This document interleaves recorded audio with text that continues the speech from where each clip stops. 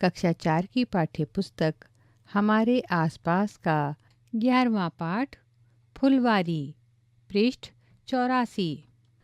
उत्तराखंड में पहाड़ों के बीच में एक ऐसी ही जगह है जहाँ फूल ही फूल होते हैं। यह फूलों की घाटी कहलाती है। कहीं झाड़ियों में लगे लाल फूल नजर आते हैं तो कहीं पत्थरों के बीच सफ़ेद फूल झांकते हुए मिलते हैं। पीले पीले फूलों के लंबे चौड़े कालीन जैसे मैदान भी हैं और कहीं कहीं अचानक घास के बीच छोटे छोटे तारों जैसे नीले फूल दिखाई देते हैं। यह सब सपने जैसा लगता है ना? हाँ, इस घाटी में भी इतने सारे फूल साल में कुछ ही हफ्तों के लिए खिलते हैं। आंख बंद करके कल्पना करो कि तुम भी ऐसी ही किसी जगह पर पहुंच गए हो। कैसा लगा?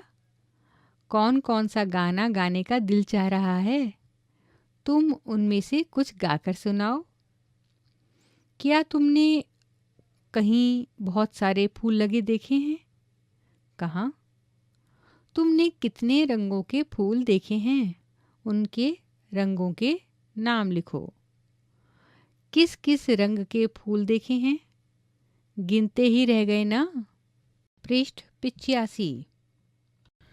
क्या तुम्हारे घर में कुछ ऐसी चीज़ें हैं जिन पर फूलों के डिज़ाइन बने हों, जैसे कपड़े, चादर, फूलदान आदि?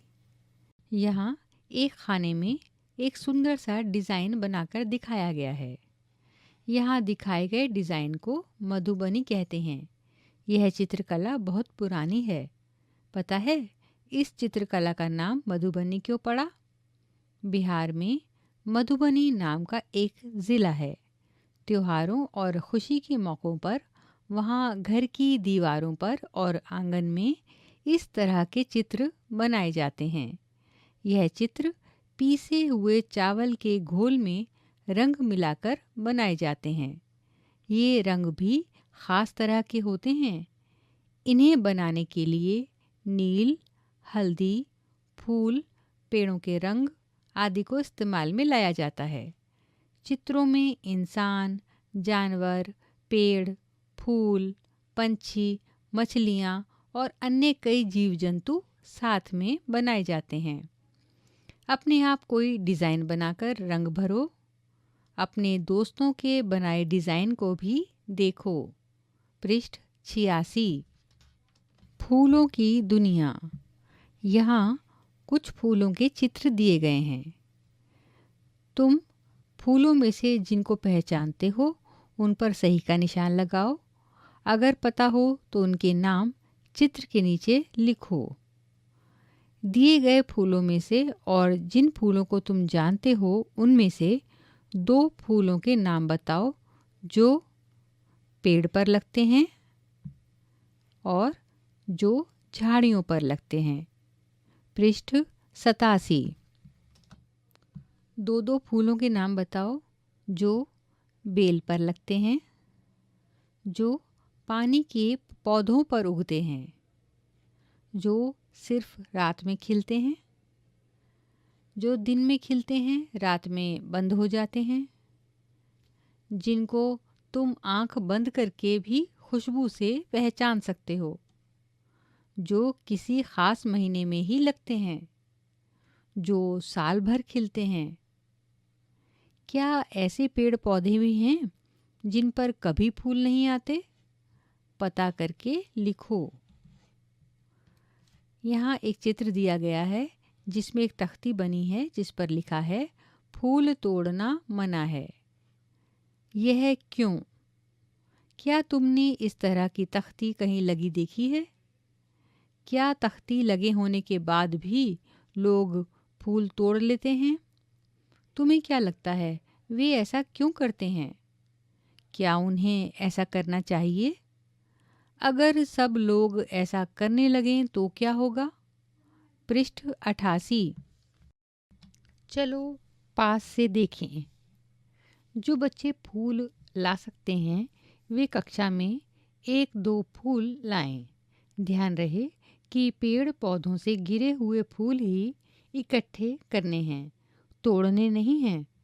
3-4 बच्चों के समूह बनाओ और किसी एक फूल को ध्यान से देखो और लिखो, फूल किस रंग का है, इसकी खुशबू कैसी है, आकार कैसा है, घंटी जैसा, कटोरी जैसा, ब्रश जैसा या कुछ और।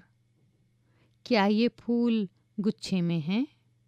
इसकी पंखुड़ियाँ कितनी हैं? पंखुड़ियाँ आपस में जुड़ी हैं या अलग-अलग हैं? पंखुड़ियों के बाहर क्या तुम्हें हरी पत्ती जैसा कुछ नज़र आ रहा है? ये कितने हैं? पंखुड़ियों के अंदर बीच में क्या कुछ पतली सी चीज़ें दिखाई दे रही हैं? ये किस रंग की हैं? पृष्ठ 89। उनको छूने से क्या कुछ पाउडर जैसा हाथ में लग रहा है? खिलती कलियां। तुमने कलियां भी देखी होंगी। अगर स्कूल में या घर के आसपास कहीं फूल के पौधे हों तो उनकी कलियां भी देखो। कली और फूल में क्या क्या अंतर है? किसी पौधे की कली एवं उसके फूल का चित्र अपनी कॉपी में बनाओ। क्या तुम बता सकते हो कि एक कली कितने दिनों में खिलकर फूल बनती होगी? चलो जानने की कोशिश करें। किसी एक पौधे पर लगी कली चुनो और उसे रोज देखो। उस पौधे का नाम भी लिखो। जब तुमने कली देखी तो तारीख क्या थी? और वह कली जब फूल बनी तो तारीख क्या थी? कली को फूल बनने में कितने दिन लगे? अपने दोस्तों से पूछो उन्होंने कौन कौन से फूल देखे। उनकी कलियों को फूल बनने में कितना समय लगा। तुम यह भी देख सकते हो कि वह फूल कितने दिनों में मुरझाया। पृष्ठ 90। इतने सारे इस्तेमाल। खाए भी जाते हैं फूल। तुमने फूलों का कहाँ कहाँ इस्तेमाल देखा है? क्या तुम जानते हो फूल खाए भी जाते हैं? बहुत से फूलों की सब्जी बनती है।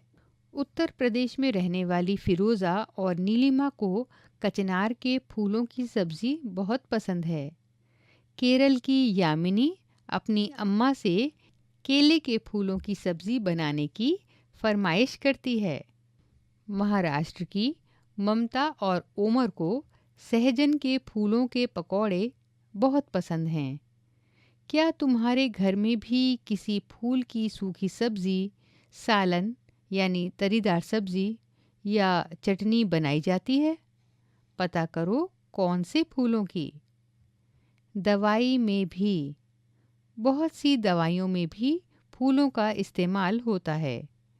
किन्हीं 2 फूलों के नाम पता करो जो दवाइयों में इस्तेमाल होते हैं। तुम्हारे यहाँ गुलाब जल कहाँ कहाँ इस्तेमाल होता है? दवाई में, मिठाइयों में, लस्सी में या कहीं और? पता करो और कक्षा में एक दूसरे को बताओ। पृष्ठ 91। खुशबू और रंग। बहुत से फूलों जैसे गुलदावरी, जीनिया से रंग भी बनाए जाते हैं। उन रंगों से कपड़े भी रंगे जाते हैं। तुम ऐसे और फूलों के नाम पता करो जिनसे रंग बनता है। क्या तुम ऐसा कोई रंग सोच सकते हो जिस रंग का कोई फूल ही ना होता हो? ऐसे कुछ फूलों के नाम लिखो जिनसे तुम्हें लगता है इत्र बनाया जाता होगा। तुमने दादी माँ के कुछ नुस्खों के बारे में तो सुना होगा जिनमें फूलों का इस्तेमाल होता है। यहाँ पर एक नुस्खा दिया गया है जिसमें गुलाब जल का इस्तेमाल किया गया है। दादी माँ का नुस्खा। गुलाब जल और ग्लिसरीन बराबर मात्रा में मिलाकर शीशी में भर लो। इसमें कुछ बूंदें नींबू की डालो। इसके इस्तेमाल से सर्दी में त्वचा नहीं फटती। क्या तुमने कभी इत्र की शीशी खुलने पर उसकी खुशबू का मज़ा लिया है? क्या तुम जानते हो, इत्र की एक छोटी सी शीशी भी बहुत सारे फूलों से बनती है। उत्तर प्रदेश का कन्नौज ज़िला इत्र के लिए मशहूर है। यहाँ पर पास के इलाकों से ट्रकों में भरकर फूल लाए जाते हैं। फिर उनसे इत्र, गुलाब जल और केवड़ा तैयार किया जाता है। कन्नौज में इस काम में हजारों लोग लगे हुए हैं। पृष्ठ 92। और कहाँ कहाँ इस्तेमाल। क्या तुमने कभी फूलों पर कोई गीत पढ़ा या सुना है? उस गीत को गाओ। अच्छी मालन मेरे बनने का बनाला सेहरा, बागे जन्नत गई मालन मेरी फूलों के लिए, फूल ना मिलें तो कलियों का बनाला सेहरा। बताओ, क्या तुम बता सकते हो कि बताया गया गीत कब गाया जाता होगा? क्या तुम्हें या घर में किसी और को ऐसे गीत आते हैं? फूलों के बारे में गीत, कविता आदि इकट्ठी करो। उनको कागज़ पर लिखकर कक्षा में लगाओ। कुछ त्योहारों अथवा अवसरों पर क्या तुम्हारे घर के बड़े कोई ख़ास तरह के फूल इस्तेमाल करते हैं? पता करो और तालिका बनाओ। 2 कॉलम बनाओ। एक तरफ लिखो त्योहार या अवसर और दूसरे कॉलम में लिखो ख़ास फूल का नाम जिसे इस्तेमाल किया जाता है। पृष्ठ 93। हाँ भाई, अगर इतने सारे इस्तेमाल होंगे तो बहुत सारे फूल भी तो चाहिए। बहुत जगह फूलों की खेती होती है। मीलों तक फैले हुए फूलों के खेत। सोचो कितने सुंदर लगते होंगे। कुछ और जानें। क्या तुमने कहीं पर किसी को फूल बेचते देखा है? यदि तुम्हारे आसपास कहीं कुछ लोग फूल बेचते हैं तो उनसे ये सवाल पूछो और लिखो। वे कौन कौन से फूल बेचते हैं? उनमें से 3 फूलों के नाम पूछकर लिखो। वे ये फूल कहाँ से लाते हैं? लोग किस किस काम के लिए फूल खरीदते हैं? वे फूल किस किस तरह से बेचते हैं? उन पर निशान लगाओ। और किस तरह से? क्या तुमने धार्मिक स्थलों पर फूलों की भेंट करते हुए देखा है? सूखने पर हम उनका क्या करते हैं? तुम उन्हें कैसे इस्तेमाल करोगे? कुछ फूलों का अलग अलग तरह से इस्तेमाल होता है, जैसे गेंदा और गुलाब के फूल खुले और माला दोनों ही तरह से इस्तेमाल होते हैं। अलग अलग रूपों में फूलों के दाम पता करो और लिखो। एक माला का दाम, एक गुलदस्ता का दाम, एक फूल का दाम। क्या इन फूल बेचने वालों ने गुलदस्ता या फूलों की चादर बनाना किसी से सीखा है? किससे?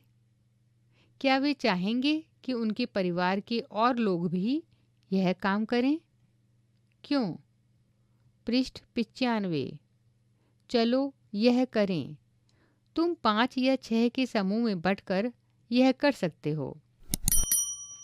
पेड़ पौधों से गिरे हुए फूलों को इकट्ठा करो और क्लास में लाओ। इन फूलों को पुराने अखबार के पन्नों के बीच में ठीक से फैलाकर रखो। हर परत में फूल इस तरह रखना कि एक दूसरे से चिपके नहीं। अब इस अखबार को किसी भारी चीज़ से दबाकर 10-15 दिन के लिए एक ही जगह रखा रहने दो। इसके बाद फूलों को ध्यान से निकालो और किसी पुरानी कॉपी या पुराने अखबार में चिपकाओ।